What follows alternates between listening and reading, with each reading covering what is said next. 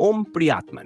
स्वागत है आपका आज की इस दिव्य आध्यात्मिक यात्रा में, जहां हम समझेंगे भक्ति की उस गहराई को जिसमें भगवान स्वयं अपने भक्त को दूध से घी बनने जैसी प्रक्रिया से गुजारते हैं।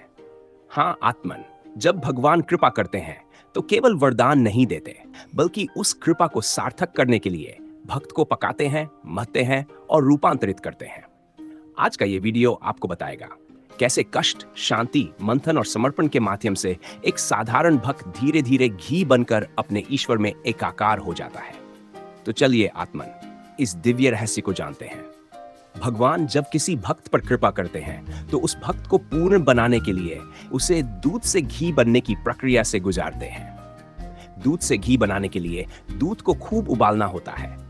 भक्तों के जीवन में कष्टों की पराकाष्ठा उस दूध को 100 डिग्री तापमान तक उबालने जैसी होती है।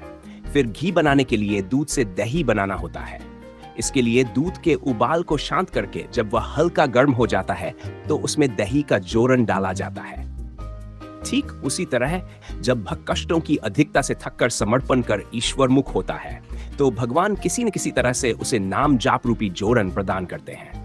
और अब वह भक्त नाम रूपी जोरन पाकर पूरी तरह शांत और गंभीर हो जाता है। अब उसे ईश्वर और उनकी शक्तियों पर भरोसा हो जाता है।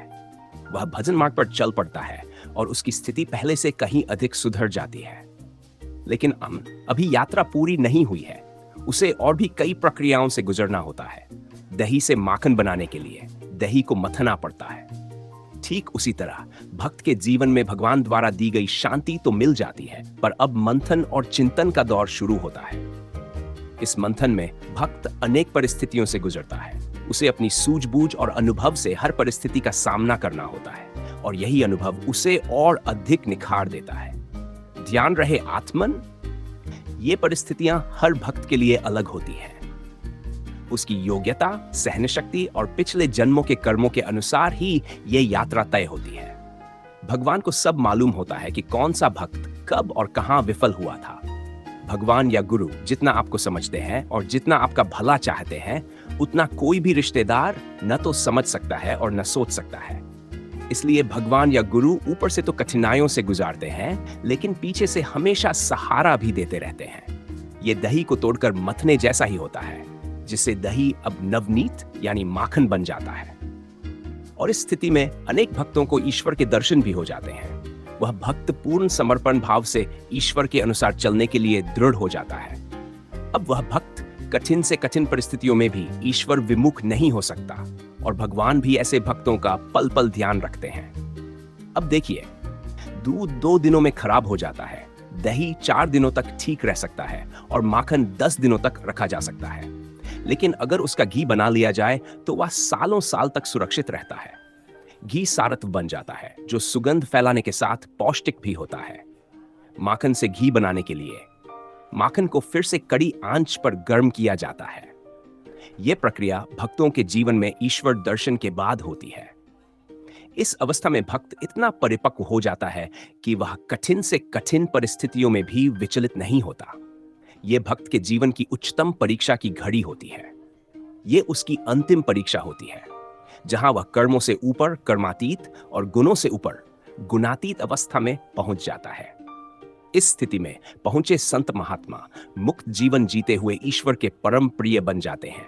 जैसे दूध में घी पहले से मौजूद होता है पर दिखता नहीं, उसे इन प्रक्रियाओं से गुजारने के बाद ही देखा जा सकता है। उसी तरह भगवान भी हर जीव में विराजमान है, परंतु सभी जीवों में से केवल मानव ही इस प्रक्रिया से गुजरकर ईश्वर को पा सकता है, उनमें एकाकार हो सकता है और जन्म मरण के चक्र से मुक्त हो सकता है। जैसे दूध अनेक प्रक्रियाओं से गुजरकर घी बनता है, वैसे ही भक्त भी जीवन की परीक्षाओं, दुखों और अनुभवों से गुजरकर एक दिन अपने भीतर के ईश्वर को पहचान लेता है। जब भक्ति परिपक्व हो जाती है तो भक्त का अहंकार समाप्त हो जाता है और शेष रह जाता है केवल प्रेम, शांति और ईश्वर का अनुभव। याद रखिए आत्मन, कष्टों से घबराए मत, क्योंकि वही आपको उस स्वरूप तक ले जा रहे हैं जिसे पाने की अभिलाषा हर आत्मा में जन्म जन्मांतरों से रही है। भगवान आपको कभी तोड़ते नहीं, वो आपको केवल घी बना रहे होते हैं, आपके भीतर की सुगंध फैलाने के लिए। यदि आपको ये वीडियो पसंद आया हो और इसमें दी गई आध्यात्मिक जानकारी ने आपके मन को शांति दी हो, तो इसे लाइक करें, शेयर करें और हमारे चैनल को सब्सक्राइब करें ताकि ऐसे ही दिव्य और प्रेरणादायक वीडियो आप तक पहुंचते रहें। याद रखें, भक्ति का मार्ग वही है जो आत्मा को ईश्वर से जोड़ दे। आइए हम सब मिलकर इस दिव्य यात्रा पर आगे बढ़ें। हरि ओम तत्सत।